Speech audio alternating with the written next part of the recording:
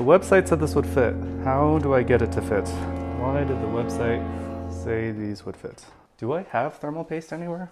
With basically every computer component skyrocketing in price, especially GPUs and memory, right now may be the last time in a long time to build a gaming computer for a somewhat reasonable price. Now you might be saying, whoa, 5080s are $1,000 and a 32GB RAM kit is like $400 in some places. And yeah, it's expensive and it's unfortunate, but I put together this no-frills $2,000 gaming PC build that's looking like it's going to be a really good performer for a long time. In fact, my previous $2,000 gaming PC build from about 5 years ago cost the same as this, and this new system with a 5080 and a 9800 X3D. So given everything together, if it's the same price, double the performance, a few years later, it'll have to do. So looking at the components and a cost breakdown, I've got the most important piece of this, which is the PNY 5080. As with basically everything else in my system, it's no frills. It was $1,000, I got it at MSRP. It's a good GPU, not amazing. I mean, it's the second best gaming GPU, but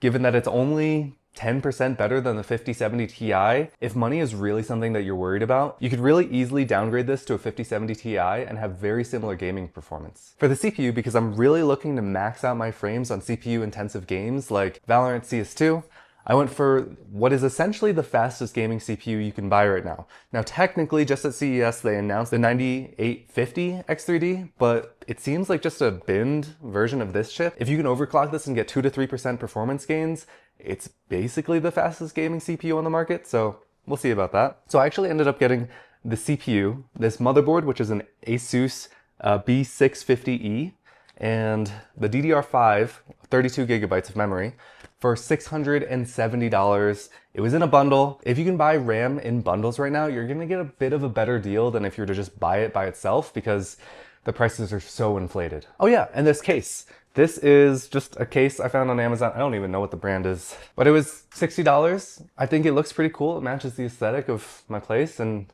cheap case looks good. Seems to have decent airflow. It came with 4 fans, 3 in the front and then 1 exhaust. So I just went for it because I just want to put my money toward performance and the actual components. Now you may be thinking, you're missing a CPU cooler, SSD, power supply. Is this all really going to be under $2,000? And yes, so like many of you, I have an older gaming PC.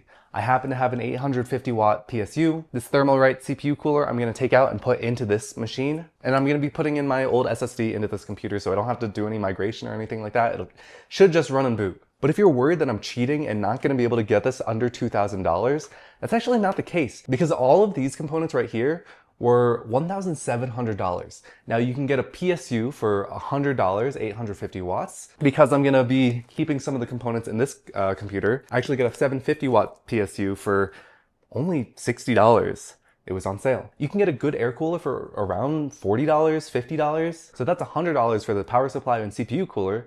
You can get a 1 terabyte SSD for about $100 if you're looking around. And that puts this whole build at around $1,800. So this case is actually kind of cool. It looks good and it just pops the front panel off like that. Honestly, a much nicer case than I was expecting for $60. In the reviews, people said the build quality was not that great, but I think of it more as their lightweight components. Say hi, Yoshi. Hi. Do you like building a computer? Do you like building a computer? Is computer building so much fun? This is a big boy. Alrighty.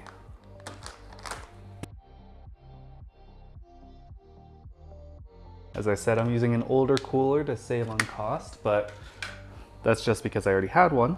And newer air coolers that are perfectly capable are still pretty inexpensive. Ooh. Pop it down. I do want to see how this fits in here. The website said this would fit. How do I get it to fit? Why did the website say these would fit?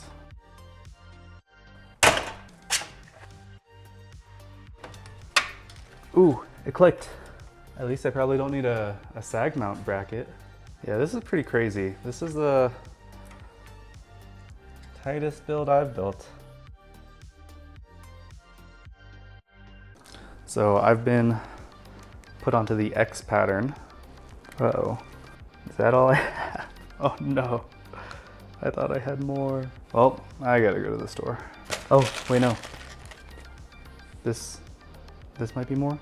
This should be enough. I avoid the store for another day, but I don't get to use the pattern that I wanted to use. That's gonna have to work for now. So that's more or less everything, I think. I'm gonna go try to boot this thing up.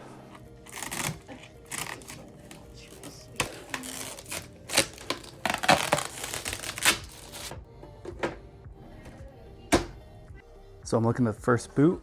This is seeming promising. Booting.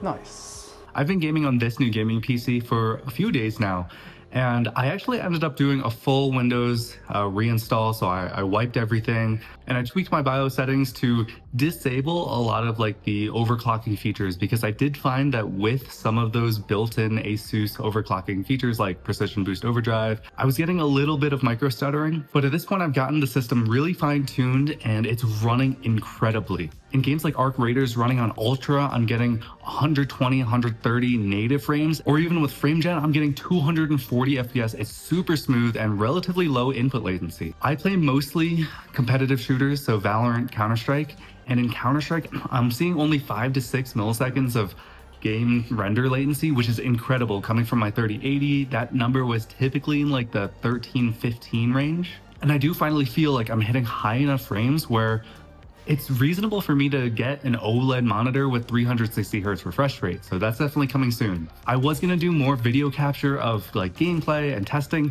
but I actually realized I have to get this video out right now, because just this morning, I built the PC like last weekend.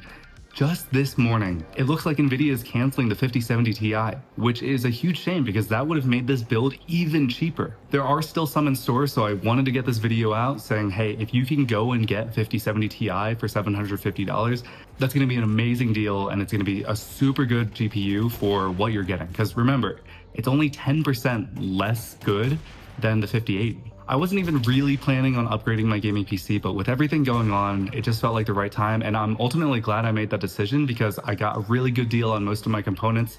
The computer runs incredibly. I'm able to play games at super high settings or at super high frame rates, and in some cases both. And every day it's seeming like computer components are just getting more and more expensive. So if you're considering building one, if it's in your mind, if it's in your budget, I'd probably just go ahead and do that. Links in the description down below for the components that I used, but your mileage may vary on if you can get them at the same prices that I got them at. I have a friend who in the last GPU shortage in 2020 wasn't able to play games with his friends that, you know, all the new games that were coming out that he wanted to play because he had a really outdated GPU and he just couldn't find one in stock to buy. Stock seems like it's going to be dwindling. Prices seem like they're going up.